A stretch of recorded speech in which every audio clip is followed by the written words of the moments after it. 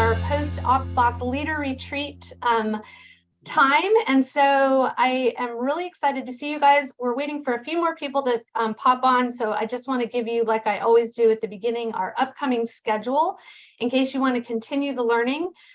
We have Systems Are Sexy, December 16th in Kansas City, Missouri. Shift Your Operations. We just released tickets this week for the January 5th virtual option with Stephanie Brackett. We have 10 Secrets of a Mega EA, January 26th in the Washington, D.C. area. So Delaware, North Carolina, Virginia, Maryland, D.C., anywhere driving distance. Systems Are Sexy, January 19th in Fort Mill, South Carolina. And then for those of you who are in group coaching, we have Hidden Time Wasters and Energy Zappers, Boundaries, Self-Care, Time Blocking, and Goal Setting coming up in the next month.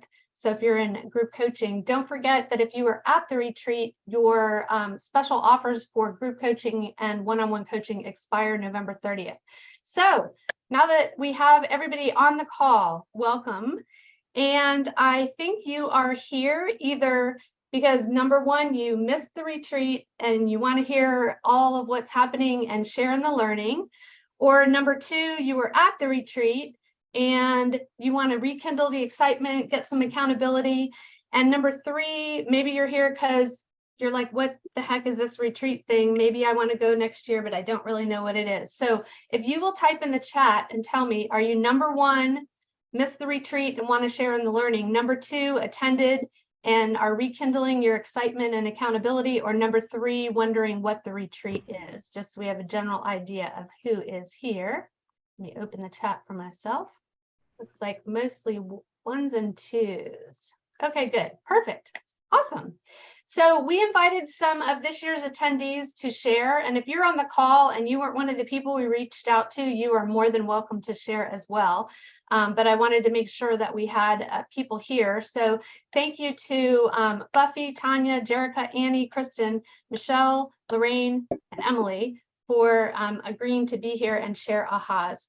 So let's start out with, why did you guys come this year? And if you were a first-time attendee, I'm going to ask you if you'll just unmute yourself and tell us, what was it that made you come this year to the Ops Boss Leader Retreat? And then we'll dive into ahas. Kristen?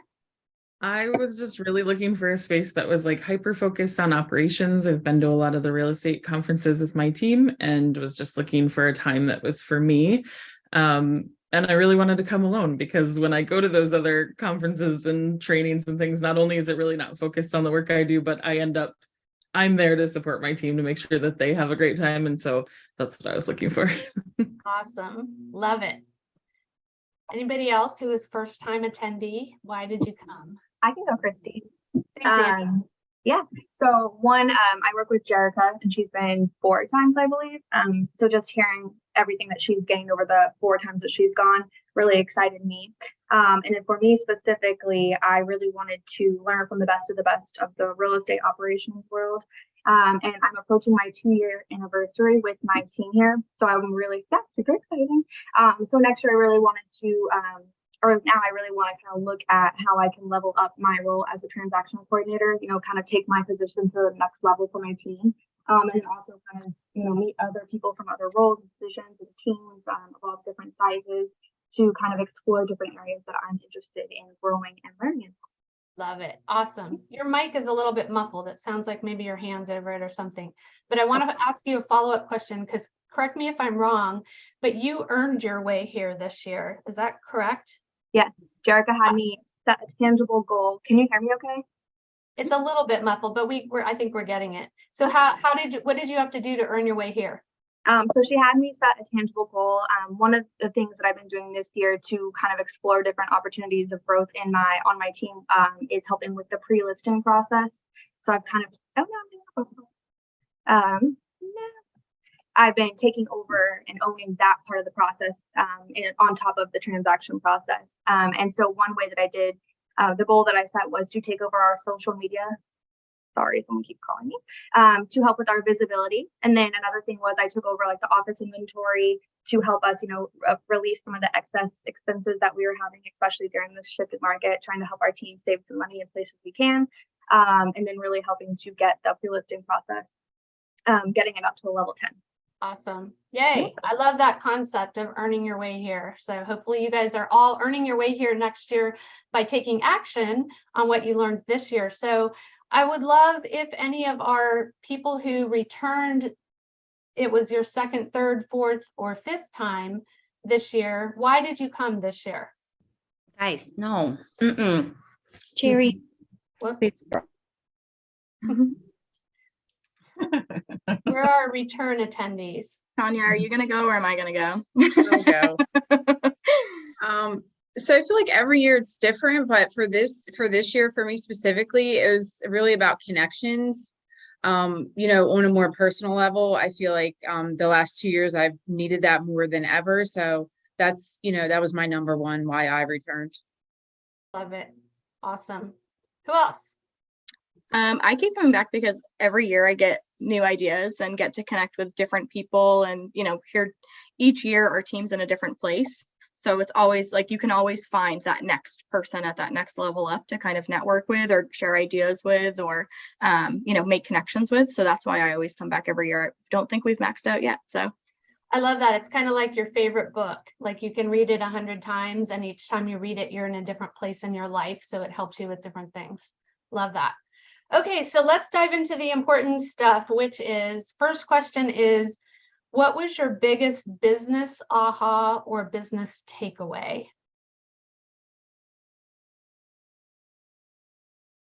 And I can go on this one, Christy. Michelle. Awesome. My biggest thing was, because I'll start with when I came last year, my team was just a solo agent and myself, and we really grew this year to a team of 4, including we grew the operations by 1 and then an agent by 1.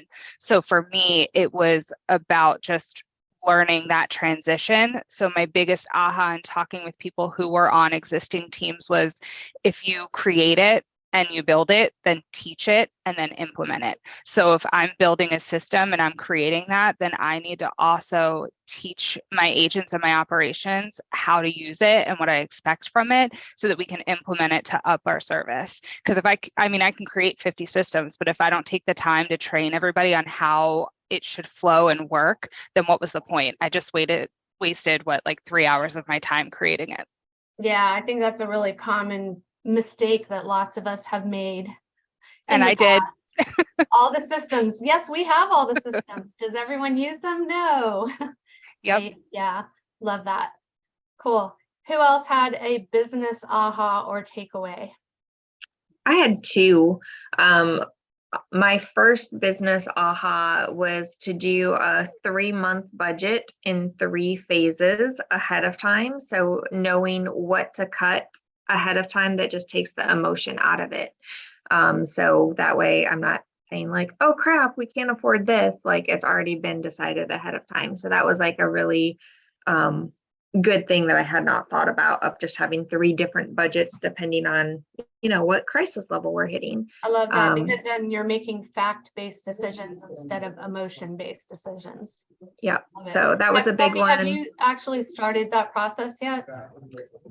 Just the original like opening comments, like, hey, can we set aside time to do this with my team leader, but haven't actually sat down to do it yet. We've already had some budget talks in the past, but just setting aside that time to do that going forward.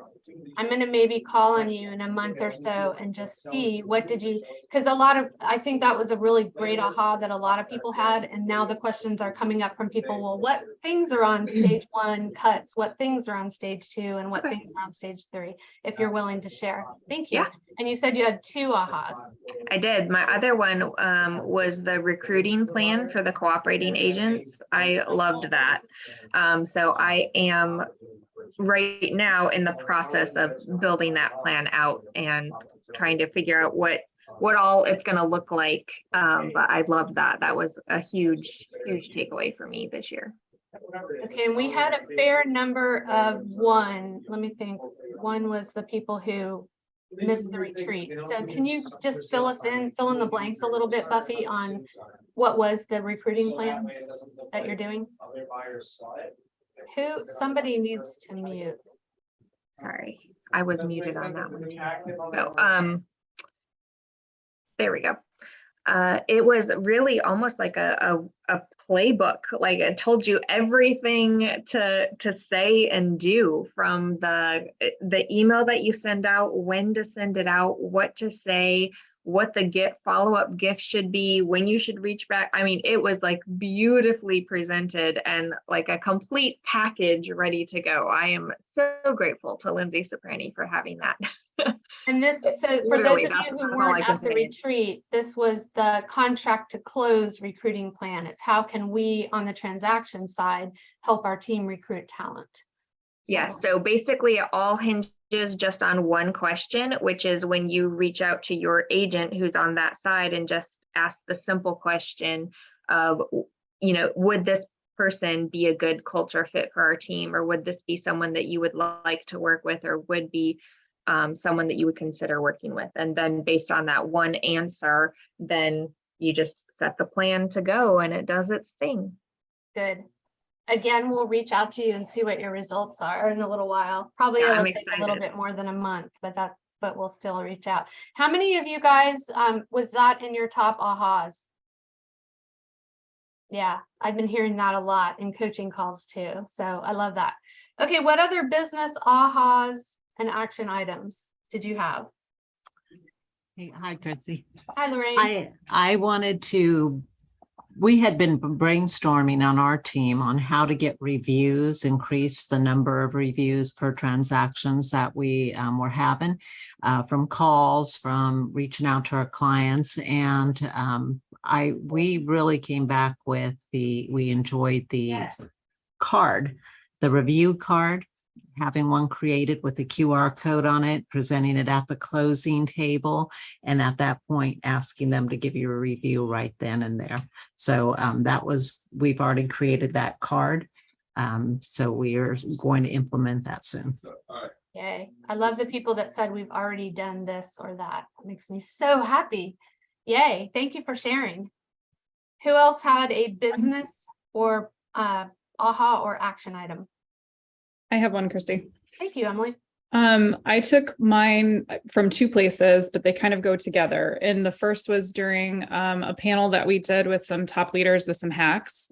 And one of the ladies on the panel was talking about setting short-term goals, because instead of saying, this is what I want to accomplish today, it's this is what I'm going to accomplish in the next hour, or this is what I'm going to accomplish before lunch. Just shorter so that you hit that adrenaline burst or that little bit of like dopamine so that it pushes you to get to the next part of your day. And I don't know about you, but a lot of the folks in my office are a little discouraged these days. And some of the agents that we're working with are also a little discouraged with the market changing. And so just having that nugget in my back pocket and having that as a conversation starter when someone just does like a, hey, here's a tipper I heard from the conference and it's helping me. I've been putting it in play with my kids. I've been putting it in play at work. Like it works in both places, but it actually works. And so that's the one. The second part of that I'm pairing it with is the Strengths Finders talk that Anna did. She did such a good job of talking to us about roles and using our gifts well in those spaces. And I just have spent a lot of brain space thinking about that and thinking through like the person I'm standing in front of, what are their gifts? How could they do their job to the best of their ability using the gifts that they had? And do we need to think out of the box or differently about how we've allowed them to do that? So, for example, I have a transaction manager who is incredibly systems minded and very, very good at building systems. And so I met with her last week and said, I was just thinking about your gift mix. And I'm just wondering, like, do you feel like we're not giving you opportunities that you should have based on those? Like, do you feel like we're stunting your growth by keeping you in a seat because you're incredible at it, but you have other things to give? I want you to think about it. You don't have to have an answer now. And she came back to me yesterday and said, I want to talk about that. But I would have never even thought to ask her that if Anna hadn't run us through Strengths Finders and sort of challenged us to think differently about ourselves and seeing how we can use our own gifts from our seats, but also to see that in others in our organizations. I love that. I love that, giving that opportunity to people to lean into where they may know, but haven't raised their hand to say, here's where I can contribute because I am strong in this area. I love that. I love the Strength Finders thing too. Brooke and I were starting continuing business planning, and I struggle with this up here, right? And Brooke's top strength is input, which I didn't know until we did this for the retreat. And so I was like, oh, here we go. Brooke, let me lean on you. So it was great. So that was a great aha. Love that. And I love the part about doing it with your kids too. Super good. Okay, what other business ahas or takeaways did you guys have? And you guys don't have to be one of the people we asked to be on the call. It could be anybody who was at the retreat.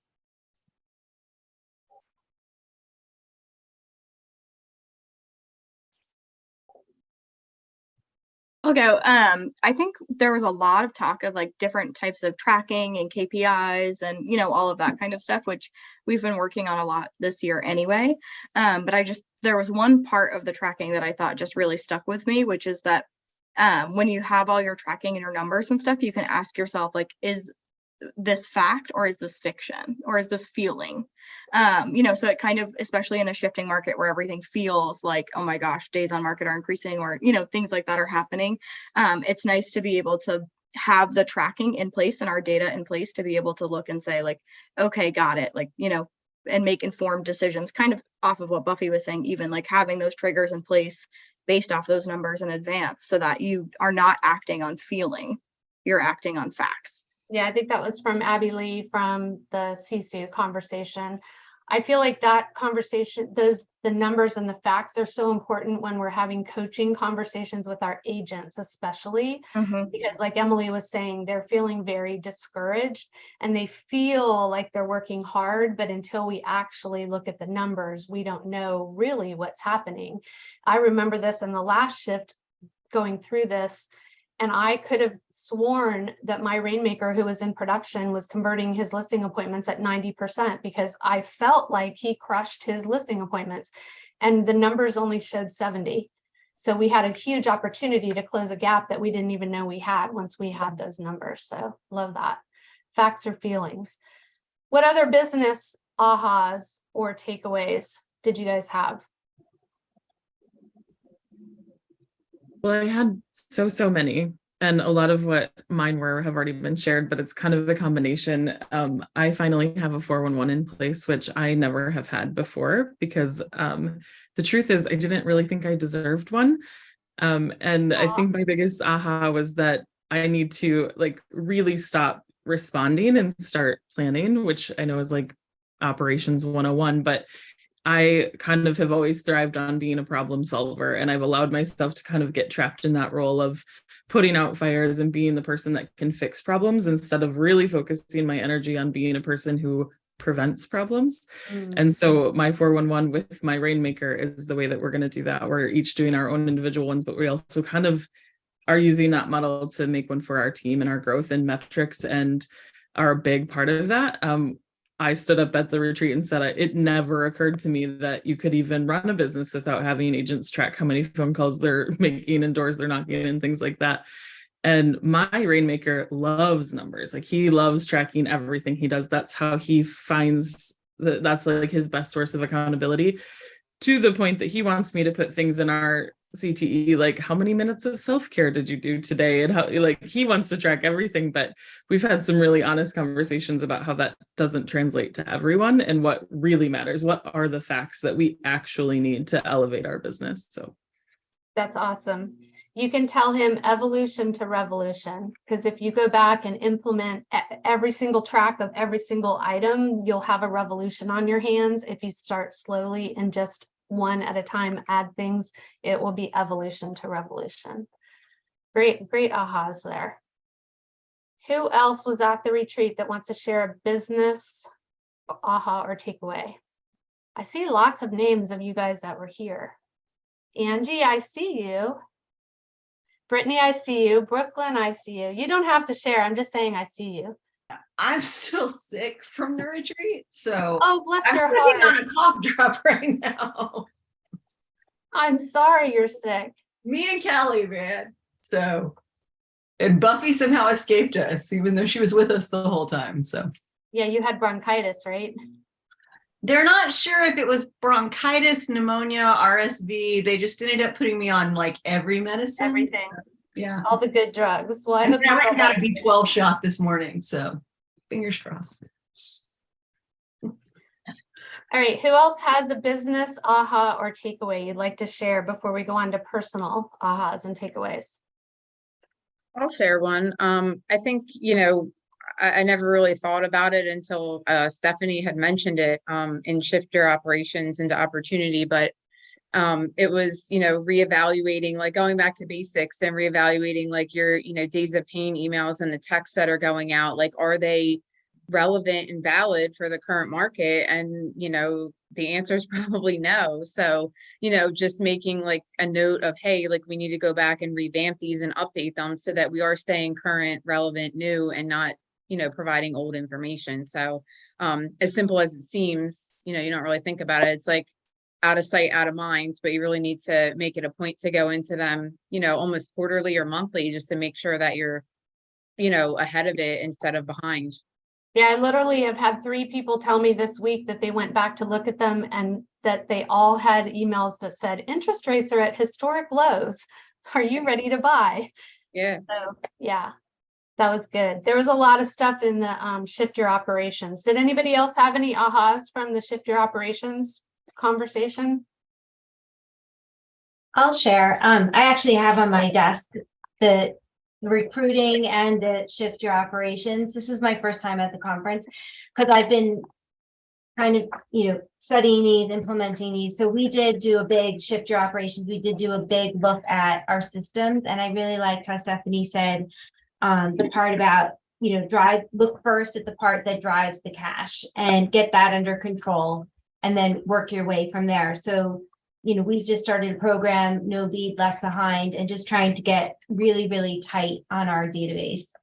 What does no lead left behind look like for your team, Sarah? So for us, we use FUB, Follow Bus. So what we did was we relooked at our smart lists and made sure that they weren't allowing any leads to fall through the cracks. So we were making sure that the automations that we had on there made sense. We looked at every automation that we have and what it said. And then we looked at the parameters that we have within our smart list to make sure that nothing was just being left to linger. We had been really good about having weekly meetings with our agents to go through their accounts and make sure that they're calling who they need to be calling and that people are properly staged. We had let that slide, so we started that up again. Those are, I would say, the 3 biggest aspects of it. Just getting the smart lists in order, getting the automations to make sure they're portraying the right message, and to have the weekly meetings with everyone on the team. Yeah, love that. I guarantee all of us probably have leads sitting that have not been touched, right? Because we're, as Stephanie said, we're used to picking all the low hanging fruit, and now we need to climb the ladder to get the high fruit, right? So, any other business ahas or takeaways? I just wanted to add to that one really quick, because my main thing from that was, hey, lead gen is the problem, and we don't have like a director of lead generation on our team. So kind of as a follow-up, I was like frantic and like kind of trying to take that back and figuring out like what I needed to do to fix it. And then working with my coach, Jessica, it was just an eye-opener to me that that's not my focus. And so even though lead gen was like one of the main things that we need to focus on, that was not my job to fix.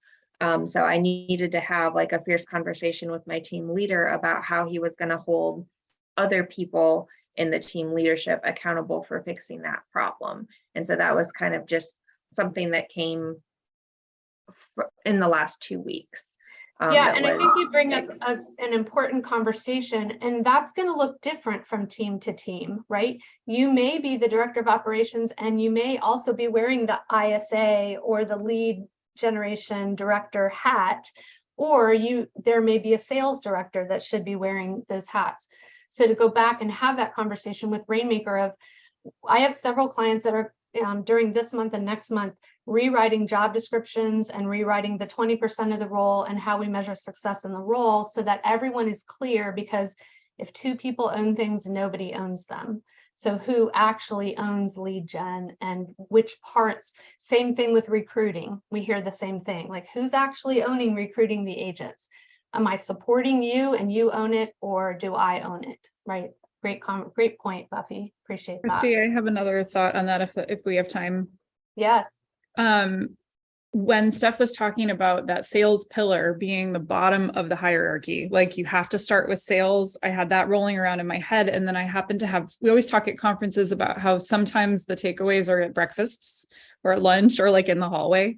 So I was pairing Steph's sales thought with this breakfast conversation I had with a couple of ladies. One of them happened to be Katie Halleck, who is with the Selling with CC team out of Jacksonville. And she was telling us that they were about to launch like a sales contest, if you will, for the month of November with her agents. And I was like, we've never done we've never done anything in November because we're kind of powering down, we're fixing systems. I'm not typically worried about what the agents are doing because half of them, they're on vacation in their minds or they're wrapping up their years. And I thought, you know what, this is the year with the shift to do that. And so I was picturing what Steph said and putting what Katie said into play. And so we launched our own version of that. But instead of it being something that felt like overly fluffy, we said, let's put metrics in place that are just the things you should be doing anyway to generate sales. So it's super practical. Are you clearing your tasks? We use Follow Up Boss too. I forget who else just said that. I think it was Sarah.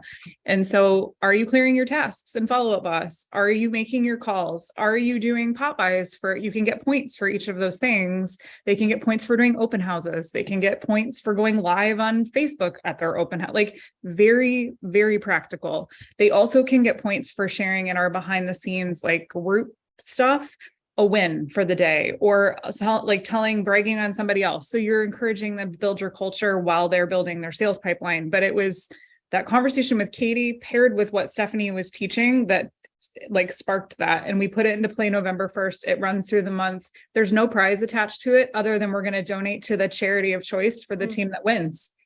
So we paired it with like a give back in November. And I'll tell you, there's still a lot of time in November. You could do it for the last 2 weeks of November. And it's not that hard to put together, but we're driving sales through slow season to get them into quarter 1 with a strong pipeline is kind of the thought there. Love that. And Katie, actually, the way her team did it is very similar. They have 3 sets of activities: in the business, on the business, and personal health and wellness is their 3rd one, so that everybody, the most points are for on the business, the least points are for in the business. And what they did is they divided into multiple teams with ops and agents on each team. And it included things that operations people can do, like add people to the database, get reviews, get referrals, 10,000 steps, whatever the things are. So I love that. Awesome. Thank you for bringing that up. Okay, let's go to personal. Do you mind if I just, Lisa. So since you're talking about my DOO and I'm in the middle of this contest right now, I figured I would chime in. Oh, yes. So we are doing this November contest. Unfortunately, we've got a hurricane coming at us. So those 10,000 steps and door knocking aren't exactly happening right now. Gonna be walking 10,000 steps inside. Yeah, up and down the stairs a bunch of times. But no, it is actually very interesting because we have noticed that there's a huge focus on kind of like one section. Like I'm the team captain for mine. We've got 2 admin and 3 agents. And there's been a huge focus on the personal wellness right now, which I think personally I was lacking in for a long time. So I know that was a big thing for me, and being in the operations side, that's something that is very controllable for me. But I would actually like to challenge, I'm sorry, I forgot your name, the girl that was just saying that you guys are doing it too. How do you kind of refocus the agents to do the agent focus things and not necessarily the big picture, just like we can all do this, but like I want you guys to get your 10,000 steps, but I want you to do that also finding a way to make money. We purposely didn't put the personal part in this time around, knowing that they would default to those things. So in our world, we just purposely switched it to agent tasks. In our ops aren't doing it this time. It's just agents and they're in teams of 3. So it's very transparent who's participating and who's not, and your people are small, so they're really relying on each other. What I would say to you, Lisa, is make a suggestion to Katie to triple the amount of points for the agent activities for a week of your competition, and push it. And we're hurricaning too, so get your 1,000 steps, bring in your patio furniture, and that's I'm going to do that when we get off this call. Actually, that's next on the list. Hunker down and make your calls. That's right.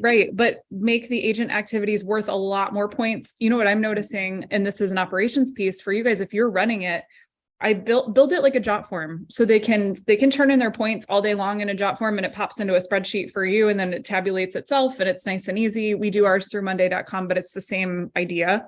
I'm noticing that, and that's how I recognize that we are doing more of those self-care and not so much of the adding contacts to the database and doing the phone calls and that kind of stuff. So I'm like, okay, how do I shift their attention back to that? Because unfortunately, the personal things have the higher point values at this time. So I'm like, okay, I need to get them going, because I mean, like I said, I can't do those things. I can try to control them. I can ask for referrals. I can do that, but I'm not a licensed agent, so I can't go do that part. So I'm like, okay, how do I get them excited? I like the tripling the points. I think that's a fabulous idea, Emily. I literally just had my coaching call with Katie about 2 hours ago. I should have thought of that. Yeah, Okay. so that'll definitely be something I'll ask her about, because I want to encourage them. And I know that everybody's been a little down on themselves lately, just with everything changing. So I want to encourage the personal stuff, but also like, let's make some money.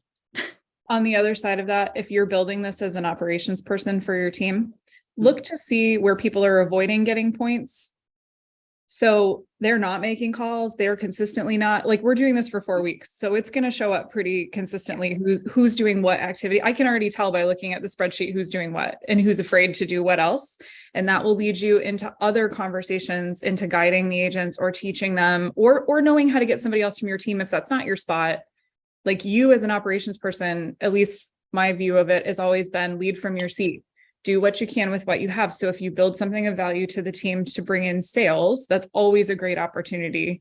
But on the other side of it, handing it to a leader that maybe it is their job to coach the agents, if it's not your seat yet, to say, I see this hole, and I just wanted to point out to you, there may be a coaching opportunity here for an agent.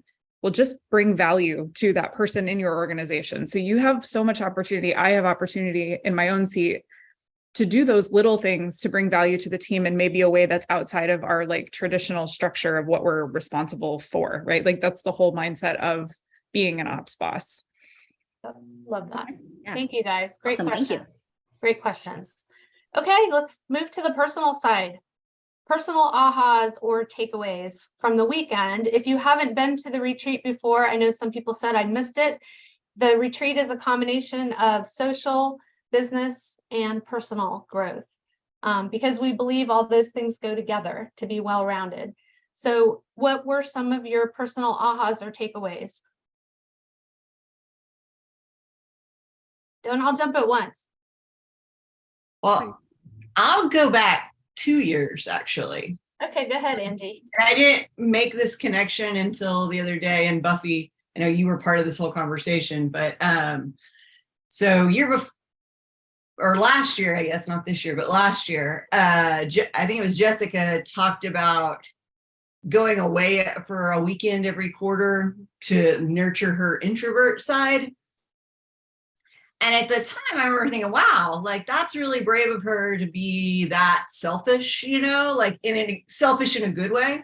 And then we had this whole conversation, Buffy and I, in a group that we're part of, where everybody was talking about how they were really experiencing high levels of burnout. And I said, oh yeah, I was there in January. And I realized, and I was talking to my coach at the time, who was saying, oh, well, you don't experience burnout because of working too much. You experience burnout when your values aren't in alignment. And so I kind of thought back to that, and I went back to what my core values were at the time, and realized that one was missing, and I didn't have learning as one of my core values, which was a big miss on my part. But I shared with everybody, one of the things I've done this year is, like, now I do a quarterly learning day. And so it's like I block out my calendar, and that's when I watch webinars and I read all the articles I've had bookmarked and, they've been piling up, or read chapters of my book or whatever that looks like. And so I think that probably put the seed in there, and I didn't really make that connection until we were all having the conversation the other day. But so That's awesome. I love that. That was really impactful. She's very proactive instead of reactive. Most of us schedule time off when we feel burned out instead of scheduling time off to prevent the burnout. One of the teams I coach has a once a quarter fun day where it's still a work day, but one of their values on the team is growth. And so they do Tony Robbins together, or they each do their own things sometimes, but it's always around personal growth or business growth, whatever they want it to be, but they plan it all ahead of time for that day off every quarter for the whole team. Thanks for sharing that. What else? Personal ahas or takeaways? I can go, Christy. Can you hear me? Thanks, Annie. Yep.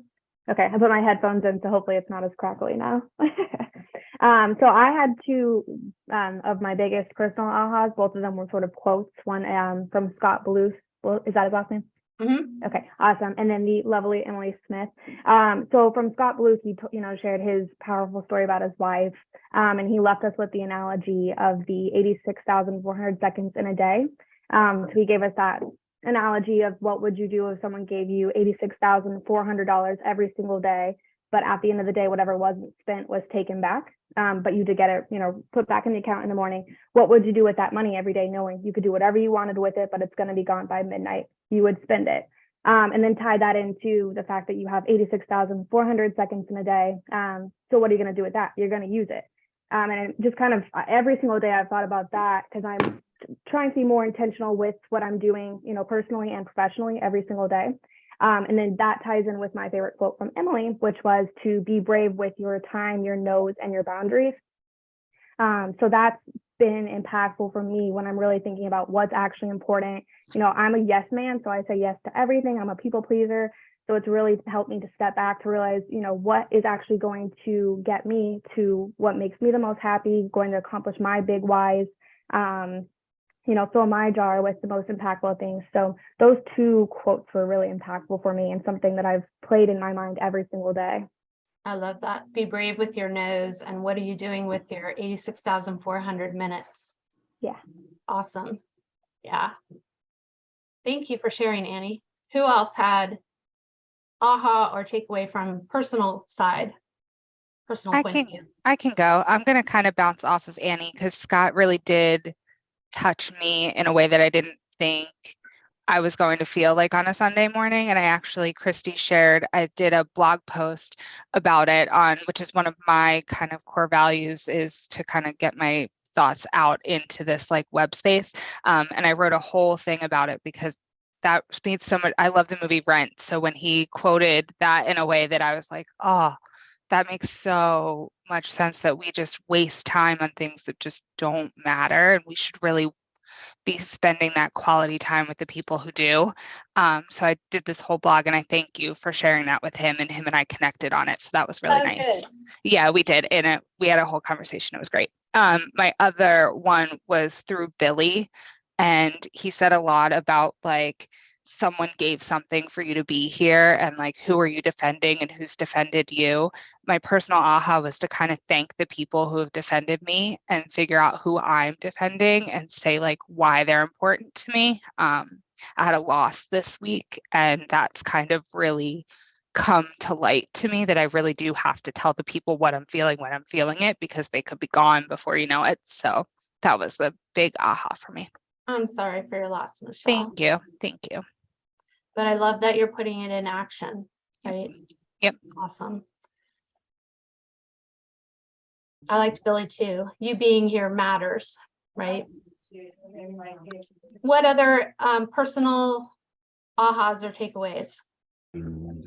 I'll go. I really was focused this year, the last half of this year, on financial, my personal finances, generating additional income, and Ryan Butler, just the things that he was saying, like, knowing that, yes, I'm working to get there, but like, I will own real estate. You know, I will invest in real estate. I will have wealth. I will be able to, you know, do all the things that I want and be, you know, in a position where, I mean, Christy, you know, my goal is to surprise my daughters with a surprise vacation. So it's just continually like, and I started tracking those things, and it's true, like the truth hurts. And when you're not doing what you need to do in order to do that, it's the slow burn that, you know, leads up to the bigger results. I just have to continue to, you know, pound the pavement and keep it moving forward. That was big. I mean, just knowing like things that, you know, he shared, is interesting. I've never really delved into it. So, you know, it has my attention. So I'm going to brag on Tanya, because Tanya, I think you were really inspired by hearing Ryan, and it sort of connected the dots of, I actually can do this. This is the path. So Tanya created a jot form and a spreadsheet and is tracking all of her leading indicators, which is her social media posts, adding to her database, and having real estate conversations, so that she can control the amount of referral income she receives because she's licensed. So she's now doing script practice. She's doing all the things that she needs to do to make sure she's generating referrals. So just to brag on you, I love that you put it in action that way. And it makes sense. I mean, you're generating income for yourself at the same time you're bringing business to your team, which is what you want. You want people to work with you and your team. So it's not a hard thing if you really, you know, embrace it and do it. So it's uncomfortable for me. Like, I don't love it, but you know, the small little steps, it gets a little bit easier. You don't get as red, you don't sweat as much, but it comes, it'll get better. And you love the results. Yes. Exactly. Who else on the personal side? Anyone else? I had a couple takeaways. One, just like Annie, mine was involved with the 86,400 seconds that were available to us, not only just on a personal level, business wise as well, because there's a lot of contacts out there we're not reaching out to and talking to. So I've made it a personal plan to make sure that I reach out to not just family, but to the people who are in my life that could help, or I could help along the way. The second for me was something that Stephanie Brackett had brought up, and that was her morning and evening routine that she has. And just waking up with something that you're doing that's positive and implementing that. And that was whether it was reading a book, prayer, brisk walk outside, that type of thing. And just putting a plan in the morning together has really helped me refocus. And part of my growth is focusing on myself, and so that I'll be a better person on a personal level, but also at work. So I'm more, I'm able to accomplish more. So what does your morning routine look like after the retreat compared to before the retreat? Well, before the retreat, I woke up and started getting ready for work. That was just it. So now I've put my whole schedule is changed by about an hour and a half. I have 2 new puppies, and while I was getting ready, I would let them outside. So now I've got I go on my front porch and I put get my coffee, my dogs out, and I spend time with them. And it's really relaxed them as well as giving me a little more personal pleasure. I do it at lunchtime, but I hadn't done it in the morning. I live in North Carolina and I'm here alone. All my family's back in Oregon or California. So they are my family. And so it's been really relaxing. But while I'm doing that, I have a podcast that I play, and it's the Bible in a Year. So I listen to that as I'm doing it. So my dogs have to hear it as well. That's awesome. Yeah. I love that. You know, those of you who are with Keller Williams, or any of you who have read The Millionaire Real Estate Agent, Gary Keller's energy plan is in there. And one of the things from the energy plan is to make sure that you're hugging and laughing each morning as part of your energy plan. And I always tell people that includes your pets, right? You can hug your dog and your cat. Well, maybe not a cat. Cats don't like being hugged unless you're Stephanie Brackett's cats. Hers are all over the place. Awesome. Any other personal ahas or action items? Buffy, I see your cat. Do you have one of those big Maine Coon cats too? I do. He loves people, and he likes There being you hugged. go. So That's he awesome. also knows whenever I'm online, because he likes to come sit on me. Yeah. My personal one was actually Emily's like business one, but for me that was like a personal aha for myself, was that I need to give myself not only a smaller hourly goal to stick to, but also work in my strengths and when I'm most productive. Recognizing from one of the hack panels that I don't remember who said I it. think it was but that, red, green, yellow. yes, that my green time for working, why am I trying to, get stuff done that I'm always going to why am I always going to put it off if it's in my red zone? So just recognizing that about myself, that was a personal aha. And then I really liked the I'm not here to solve problems, but I'm here to hear your solutions. That was like my favorite, but I have to pair that with, I gotta search out, get Hannah to talk to me about her Tin Man plan of how to have a heart, because I'm pretty sure I don't have a heart most of the time. So if I only do the I'm here to hear your solutions, not solve your problems, I've got to pair it with the, okay, what can I do to actually look like I have a heart to my team?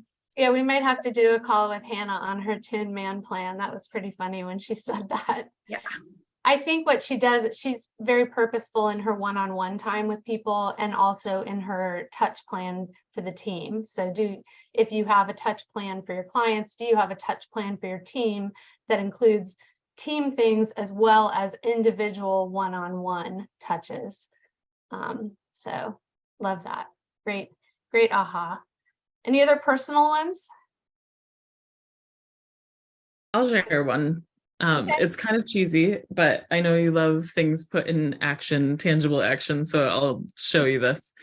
I had a lot of the same a lot of what's been shared so far, but when Scott spoke, it hit home for me really hard too. I had a significant loss last year. I lost a parent for the first time, and I realized while he was speaking and while we were sitting there, like how I just really move, and I don't focus on my own grief, and I haven't really faced it, and I haven't really spent time with it. And I really liked when he said legacy backpack. For whatever reason, that really stuck with me. And when he spoke about throwing the birthday party for her niece and how he had to reach into her backpack to find the inspiration for that, that really stuck with me. It framed my grief in a way that I hadn't really thought about it before, to the point that when I go home for Thanksgiving, I'm bringing these backpacks and cards that I have packaged up and ready for all of my nieces and nephews, because I've been carrying around my mom's legacy backpack, and it's just been heavy and weighing. I've been holding it close to me, and I really want to take action in reaching into it and sharing her legacy with the people around me. And when I started doing that and really thinking about what are the actual things that I would be able to take out of her backpack and share, I did it. And I felt closer to her than I did just holding onto the backpack myself. And so that's I thought you'd like to see that action item. I love that. Oh my gosh, Kristen, that is amazing. I love that. And now you just multiplied the legacy, right, by what you're going to be doing. Thank you for sharing that. I loved your sharing on Sunday also when we did the art activity. You shared a little bit along that lines, and I really appreciated that. So thank you for that. I will share that with Scott. That's going to make his day. Okay, let's go to real quick. What was your favorite part of the weekend? Favorite session, favorite moment, favorite anything aside from what we've talked about? Is there anything else that was oh, that was awesome?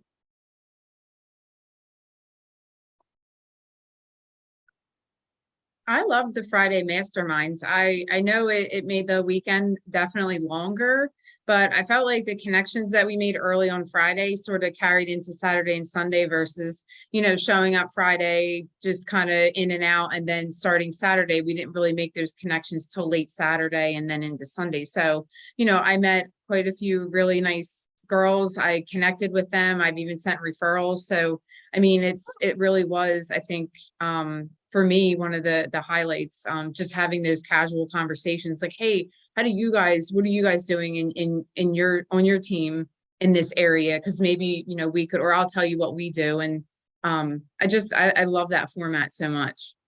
Awesome. Glad you sent referrals. Yay. Earning your way to next year. Yeah, I mean, that was kind of our vision the very first year that we did this. As much as we literally spent, we're already working on next year. We literally spend the entire year preparing for the retreat, and the content and all of that are important, and the speakers are important. I really believe it's the connections and the relationships between people doing similar things with similar values. That's where the power of the retreat lies. So I'm glad that that was a highlight for you. Anyone else? Favorite moments inside or outside the room? I'm just going to admit, I thought the magician was going to be really dumb when he started. I was like, this is really like, I don't know. And then when he shifted to, for those of you that weren't in the room, Christy brought in a magician who was doing like party tricks, and it was fun and it was funny. And I'll be honest with you, maybe I was just carrying nerves because right after him, I was supposed to speak. So like that put you in a different space. But the whole time I was like, this is silly. Okay. And then he flipped it and he's like, now let me show you how I do these tricks. And so to see the magic and then have it broken down, I literally came home and I was like, Andrew, it was so, my husband's Andrew. I was like, it's so brilliant. It was just such a brilliant way to show that it takes the behind the scenes, it takes the setup, it takes the pieces in order to create the magic up front. So Christy, kudos to you and Brooke and whoever else put that together. I really thought it was going to be dumb and it was great. Well, I appreciate that. Yeah, those are always the, like, let's just float this out and see how it goes.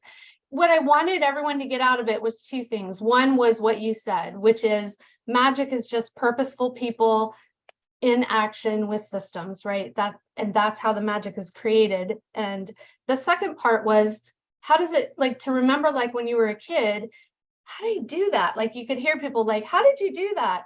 That magic feeling. How do you feel when magic happens? Because I think that's an important part of creating our systems for our buyers, our sellers, our agents, our teammates, is how are you making people feel through your systems by being purposeful in building your system. So yeah, I think there were probably some people that did think it was dumb, but that's okay. Blew my mind. That's right. Tanya was up there volunteering. All right. I clearly didn't see magicians as a child, so. Well, we had to have a birthday party. So at a birthday party, you have to have the magician. Okay, question that I get a lot of times. So those people who missed this year, we take the approach of combining social, business, and personal growth all in one weekend. And sometimes people ahead of time are like, I'm not so sure about that. Like, I don't want to waste my time. I'm a high D. I want to come. I want to get the business. Did you guys see value in that? And if so, what is the value? Like, why do you think we do that? What is important about that to you? I can share about that. I'm very high D, so I'm very much sticking to Annie's laughing. So, I'm all about like, let's just get to business. But I think the thing that I've learned coming back, a few years for sure is, the business, one thing we all know, right, is that the business grows to the extent that you do. And so it's a really cool way to be able to grow your business skills and your personal skills kind of at the same time, at the same place, which I think is really special. And the other thing too is like, you really have to refill your own cup to be able to go back and fill into your team, especially heading into the fourth quarter. I know that's always my most stressful time. And so it's such a nice way to just energize you, both personally and professionally to be able to really set yourself up for the next year. I love that. Yeah, because you're leading the way. And as much as the new year is until January 1st, the new year already happened for those of us who are in leadership, right? Love that. Anyone else want to add to that? Thanks, Jerica. Okay, we just have 5 more minutes. So we had 2 last questions on the list that I get all the time. why would a rainmaker want to invest in this weekend? Or if I'm a TC company owner, why would I want to invest in this weekend? Have you demonstrated ROI on the investment that was made in you? And if you're coming next year, what are you doing this year to ensure that you can come next year? That was a whole bunch of questions all in one. So take any piece of the question that you want, whoever wants to answer that. I think that it was, I think when we came back from the operations retreat, we came back and sat down and we created our own little slideshow and presentation for our group. So our entire team, we had a meeting and it was dedicated specifically to that. We threw out a lot of the ideas that we came back with, the learning we came back with. We had an question answer session after each presentation, just talked about what we learned and what we'd like to see our team actually accomplish during that period of time. And it was really refreshing because they were asking questions. They were interested in the ideas that we had, and our ideas came from the retreat itself. So it was, what would we like to see? How would we like to accomplish it? How long will it take? What does that look like? Who do we have to involve?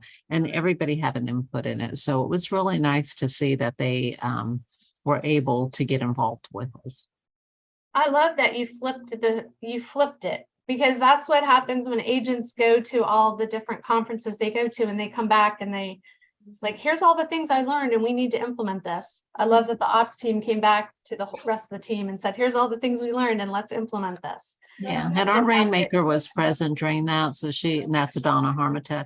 So she was able to give us feedback, and she was really, really surprised at what we came back with and how excited we were about it. So I think that was a big payoff for her, and we shared that with the team. So even a bigger one. Awesome. Thanks for sharing. Fantastic. Anyone else?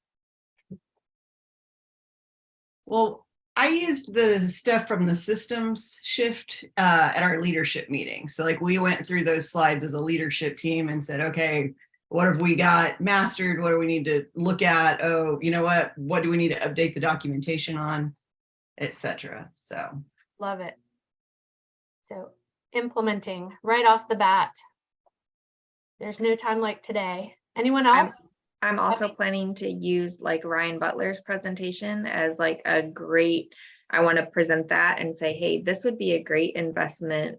We have so much interest in investing around us right now, that would be a great way to, further bring more business in by doing a similar type investing seminar. And I loved how he presented it. So that would be another way where we can also generate more business back to the team by bringing in new clients through investing. Love that. Fantastic. Anyone else? I'll go. I'll 1000% say that I stole Jerica's spreadsheet from the group, and I created my own version of it and included personal items because I know that's something that she said was super important to her. So for me and my team, I kind of highlighted the top 3 things that I felt were going to be our real focus for Q4 and Q1, and said, here are the things that I learned, here are the ways that I think we need to kind of implement these and get these started. And then we're going to go over parts of them during our planning meeting for 2023. But I think the best way to prove your value is just implement. I mean, we've implemented 3 or 4 things right off the bat when I came back. So I think that's the best way that you can show that obviously this is worth it. You're worth it. I love it. Yep. Action speaks volumes, right? So make sure we're working on venue for next year. We're not quite there yet. We may be at the same venue, but we'll let you know. It will be in October, possibly the first weekend of October. So if you want to block calendars, if you want to budget, make sure you put it into your budget and on your growth plan. Did we put the early notification link in the chat, Brooke? And if not, let's put it in there again. If you guys want early notification for next year, go ahead and put that in there. Anything else? before we go? I don't think so. I really appreciate all of you guys coming on and sharing your ahas. I appreciate more that you're actually implementing. That makes me so excited. So keep sharing in our Be a Boss group if you guys are actually taking action. Would love to know what's working, what's not working, what you're doing, so we can high five you and say way to go. And it will also help everyone else implement. And thank you guys for being here today. And we'll see you at the next Coffee with Christy. And don't forget, you have till November 30th, those of you who are at the retreat, if you want to take care of, do group coaching for $100 less per month, or one-on-one coaching without the 1-year contract with only a 90-day commitment. So you have about 3 more weeks to get that done if you're interested in that. All right, take care, everybody. Bye.